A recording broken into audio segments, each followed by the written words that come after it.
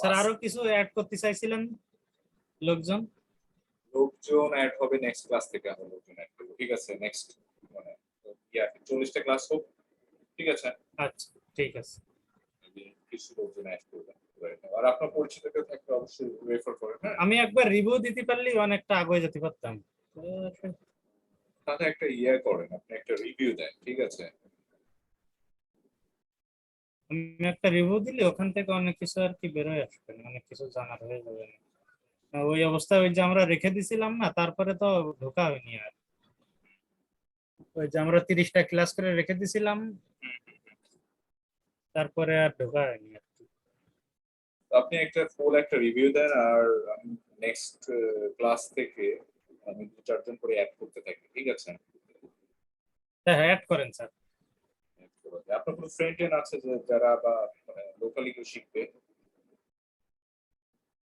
আছে, কিন্তু তারা হলো ফিজিক্যালি করে আর কি। ওই যে আমাদের এখানে সাইফোর্স আছে না, সাইফোর্স আর কি করে ওখানে, আবার সে কম খরচে ফিজিক্যালি করায় তো, ওরা আবার বেসিক করায়। কম খরচ বলতে ওখানে কত নেয়? ওখানে নেয় হলো 2460 টাকা মনে হয়। লোকালি যদি 2400। লোকালি করতে চায় ওইভাবে, সেটা হচ্ছে যে ওদেরকে 2000 টাকা করে দিলেও হবে। ঠিক আছে, এই সাইফোর্স তো অনেক পরিচিত, ও, এই জন্য আর কি কম খরচে হয়ে যায়, আর ওদের স্টুডেন্ট মেলা হয়, যার জন্য আর কি কম খরচে করাই দিতে পারে। ওরা কম খরচে করালে তো ওরা তো আর কি মার্কেট প্লেস নিয়ে তো ওরা করে না না না, মার্কেট প্লেসের কিছু জানে না ওরা, জাস্ট ইংলিশই জানতে করাবে, মার্কেট প্লেসের কিছু ওরা কত জানেই না বিষয়, ওরা জাস্ট ইংলিশটা দেখায় আর কিছু না। আচ্ছা ঠিক আছে, আমি নেক্সট ক্লাস থেকে 2-4 জন করে স্টুডেন্ট অ্যাড করব। ঠিক আছে, হ্যাঁ হ্যাঁ। So, আজকে আমরা আসলে 35তম আর কি বিশ্ববিদ্যালয় শিক্ষার্থীদের জন্য দৈনন্দিন ইংরেজি ব্যবহার, যারা আসলে ইউনিভার্সিটিতে পড়ে, হ্যাঁ ইউনিভার্সিটি কিংবা কলেজে পড়ে তাদের জন্য। হ্যাঁ, সো এখানে ফার্স্ট যে দেখেন, hi nice to meet you. তার মানে হ্যালো, দেখা হয়ে ভালো লাগলো। Which college are you from? তুমি কোন স্কুল বা কলেজ বা শহর থেকে এসেছো? আমরা যখন কারোর সাথে পরিচিত হই তখন আমরা এই কথাটা বলি না, hi nice to meet you? হ্যাঁ স্যার। আপনি কোন কলেজ থেকে এসেছেন কিংবা কোন ইউনিভার্সিটি থেকে এসেছেন, এই জিনিসগুলো সাধারণত আমরা প্র্যাকটিস করি। এটা হচ্ছে প্রথম, আমরা যখন কারোর সাথে আমার দেখা হচ্ছে, প্রথম হচ্ছে যে কোনো ইউনিভার্সিটি কিংবা কলেজের স্টুডেন্টদের সাথে। সেকেন্ড ওয়ানটা হচ্ছে, did you join any clubs lately? তার মানে কি তুমি কোনো শহর শিক্ষা কার্যক্রমের সাথে যুক্ত? আমরা বলি না যে অনেকেই বিভিন্ন ক্লাবের সাথে যুক্ত থাকে, এক্সট্রা কারিকুলার অ্যাক্টিভিটি, যেমন ধরেন স্পোর্টস ক্লাব কিংবা দেখা যায় ডিবেট ক্লাব। হ্যাঁ হ্যাঁ, স্কাউটিং। হ্যাঁ, স্কাউট। হ্যাঁ, তো এই ক্লাবের সাথে সংযুক্ত থাকলে কি হয়, বিভিন্ন কিছু শেখা যায়। হ্যাঁ স্যার। তো এই লেটলি মানে কি স্যার? মানে তুমি কোনো শহর শিক্ষা কার্যক্রমের সাথে যুক্ত। লেটলি হচ্ছে জাস্ট ক্লাবস, লেটলি টোটালি হচ্ছে একটা ফ্রেজ ওয়ার্ড। হ্যাঁ, আচ্ছা আচ্ছা। Did you join any clubs lately? তুমি কি কোন ক্লাবে শহর শিক্ষা কার্যক্রমের সাথে সংযুক্ত কিনা? বুঝতে পেরেছেন? লেটলি বলতে আসলে যে ওই লেটলি বোঝাচ্ছে যে তুমি দেরিতে কোনো মানে ক্লাবের সাথে সংযুক্ত হয়েছে কিনা, হ্যাঁ হ্যাঁ হ্যাঁ ওটা না। হ্যাঁ। ঠিক আছে, আচ্ছা আচ্ছা, কথা বুঝতে পেরেছেন? বুঝতে পারছি। আর থার্ড ওয়ানটা হচ্ছে, did you finish the assignment you are given in the last class? তার মানে কি গত ক্লাসের অ্যাসাইনমেন্ট কি শেষ করেছো? Did you finish the assignment we are given in the last class? আমরা যে অ্যাসাইনমেন্টটা গত ক্লাসে দিয়েছিলাম সেটাকে অ্যাসাইনমেন্টে কমপ্লিট করেছো কিনা, এটা হচ্ছে থার্ড ওয়ান। তো ফোর্থ ওয়ানটা কি আমরা তাহলে দেখি। এখানে হচ্ছে ডিড ইউ ফিনিশ দা, এটা হতে পারে report we are given in the last class, হতে পারে লাস্ট মিটিং, হতে পারে লাস্ট ইয়ে, হতে পারে ডেডলাইন, হতে পারে ক্লায়েন্টের ক্ষেত্রে আপনি এটা ক্লায়েন্ট এটা ব্যবহার করে did you finish the project we are given in the last day. ঠিক আছে, হ্যাঁ স্যার। মানে তুমি কি প্রজেক্টে কমপ্লিট করেছো যেটা শেষ দিন দিয়েছি আমি তোমাকে। তো fourth one কি, are you planning to go anywhere in the summer vacation? তুমি গ্রীষ্মকালীন অবকাশে কোথাও ঘুরতে যাচ্ছ কিনা, গ্রীষ্মকালীন ছুটিতে কোথাও যাওয়ার প্ল্যান আছে, এরকম বিষয় যদি আমরা ইয়ে করি সেটা হচ্ছে যে সেই ক্ষেত্রে আমরা এটা ব্যবহার করতে পারি। কথা বুঝতে পেরেছেন? হ্যাঁ sir. Fifth one, I'm having a problem with the third equation. Can you help me? আমার এটা নিয়ে একটু সমস্যা হচ্ছে, একটু সাহায্য করবে? আমার থার্ড ইকুয়েশন নিয়ে, মানে থার্ড ইকুয়েশন নিয়ে আমার প্রবলেম হচ্ছে, তুমি কি সাহায্য করবে? কথা বুঝতে পেরেছেন? হ্যাঁ sir. So I'm having a problem with the third equation, can you help me? So that's the আমার এটা নিয়ে একটু সমস্যা হচ্ছে বা একটু প্রবলেম হচ্ছে, একটু সাহায্য করবে? তো এখানে আপনি বলতে পারেন yes I can help you on the third equation, আমি তোমাকে সাহায্য করতে পারি third equation. Do you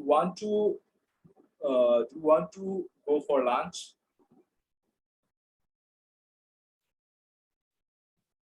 Do you want to go for lunch? Go for lunch today? তুমি কি আজকে লাঞ্চে যাবা? এখানে কি বলা হয়েছে দেখেন, আজকে বাইরে lunch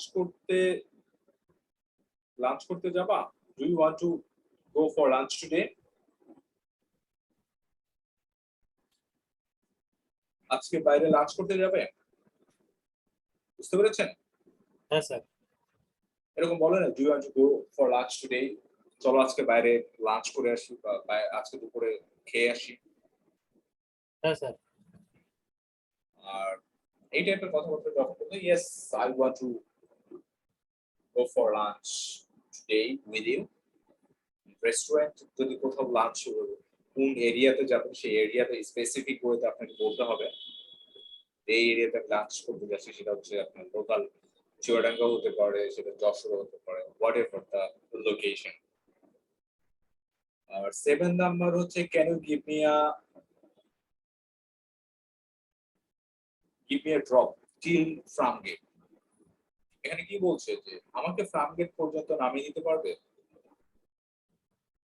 Can you give me a drop till here? বুঝলাম না। টিল হচ্ছে পর্যন্ত। Can you give me a drop? এই ড্রপ মানে স্যার? ড্রপ হচ্ছে নামিয়ে দেওয়া। তো হ্যাঁ, Can you give me a drop till till Farmgate, till হতে পারে আপনার লোকাল যে কোনো একটা বাস স্ট্যান্ড হতে পারে। হ্যাঁ। বুঝতে পেরেছেন? এখানে আরেকটা জিনিস আপনি as for ক্লায়েন্টের ক্ষেত্রে যে আপনি যে ব্যবহারটা করতে পারেন সেটা হচ্ছে hi nice to meet you, which country are you from? তুমি কোন দেশ থেকে ওই আর কি বলছো বা কোন শহর থেকে এসেছো? বুঝতে পেরেছেন? which city are you from? which city are you from? বুঝতে পেরেছেন? হ্যালো, আপনি শুনতে পাচ্ছেন? হ্যাঁ স্যার, শুনতে পাচ্ছি।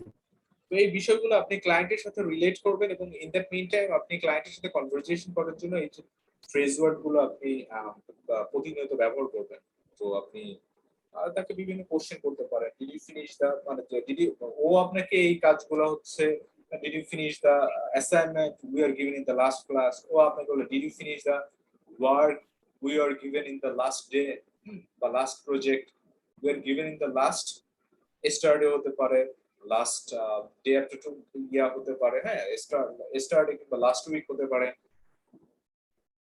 কথা বুঝতে পেরেছেন? হ্যাঁ স্যার।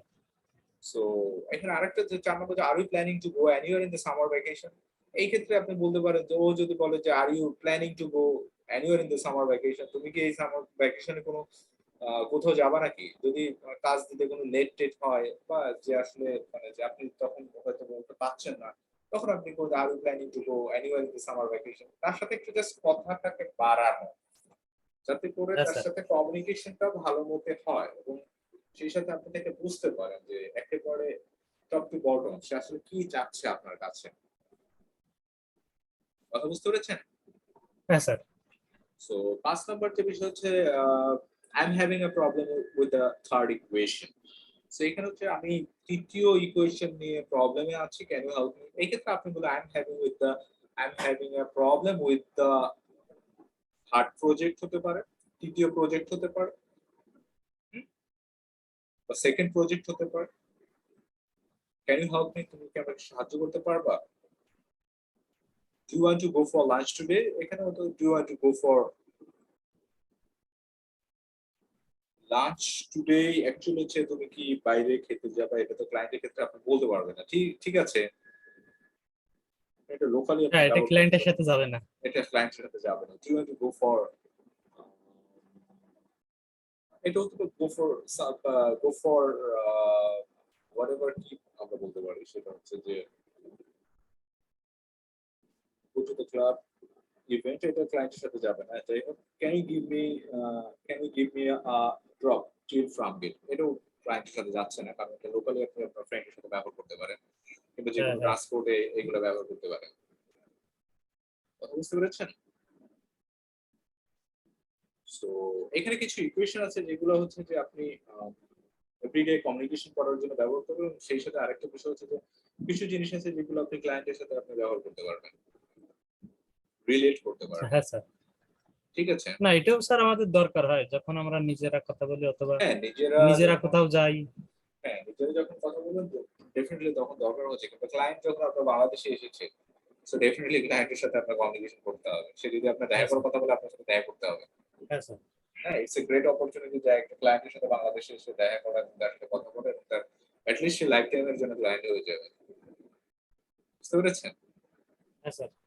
এরকম ক্লায়েন্টও আমি দেখেছি যে বাংলাদেশে এসে দেখা করেছে, ১ম ৩ মাস কাজ করেছে, $300 এর পরের আ ৩ মাস যখন মানে ইয়ে হয়েছে তখন মান্থলি $800 করে দিচ্ছে। হ্যাঁ হ্যাঁ হ্যাঁ, আছে স্যার। এরকম ২-৩ টে ক্লায়েন্ট হলে কি আর কিছু লাগে? কথা বুঝতে পেরেছেন? হ্যাঁ স্যার। এর কারণে আসলে আমি মার্কেট প্লেস এর উপরে খুব একটা ইয়া না, ট্রাস্টেড না। আমি সবসময় চেষ্টা করি হচ্ছে মার্কেট প্লেস এর বাইরে এরকম ২-৩ টে ক্লায়েন্ট হয়ে গেলে আর কিছু বেশি কিছু লাগে না। হ্যাঁ হ্যাঁ স্যার, বাইরে অনেক ভালো ভালো ক্লায়েন্ট পাওয়া যায় এবং ক্লায়েন্ট গুলো যদি ট্রাস্টেড ক্লায়েন্ট হয় তাহলে মনে করেন যে অনেক ভাবে আর কি সম্পর্ক বিল্ড করা যায়। এদের সম্পর্ক বিল্ড করলে যে লস নেই স্যার। না, এদের সাথে সম্পর্ক বলতে আসলে কি? এদের সাথে সম্পর্ক তো আমাদের বিল্ড করতে হবে। সম্পর্ক বিল্ড করার একমাত্র উপায় হচ্ছে কমিউনিকেশন, কথা বলা। হ্যাঁ স্যার। সো এই যে আপনি ইংলিশ শিখছেন বা এটা কিন্তু আপনার বা টাইম দিচ্ছেন, এটা কিন্তু হিউজ পরিমাণে আপনার একটা ইনভেস্টমেন্ট।